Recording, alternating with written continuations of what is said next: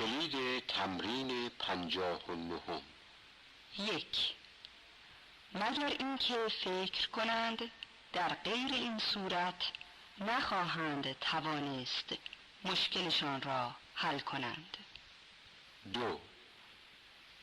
مگر آنکه ما از تجربیات یکدیگر استفاده کنیم و الا اشتباه زیاد خواهیم کرد. 3. مگر اینکه از او معذرت بخواهید، در غیر این صورت او شما را نمی بخشد. 4.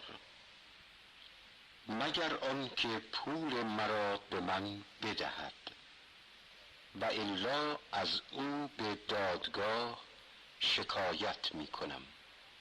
5. مگر اینکه راه باز باشد، در غیر این صورت نمی توانیم به مسافرت خود ادامه دهیم. 6. انصاف نیست که این حیوان بیگناه را اذیت کنید. 7. پدر و مادرت به تو کمک کرده اند، بنابراین انصاف نیست که تو به آنها کمک نکنی.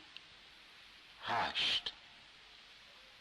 همه مشغول کار و فعالیت هستند، بنابراین انصاف نیست که ما بیکار بنشینیم. 9. انصاف نیست که زبان فارسی را یاد نگیرم، چون ادبیات بسیار زیبایی دارد. 10. او به شما خوبی کرده است، انصاف نیست که شما به او بدی کنید.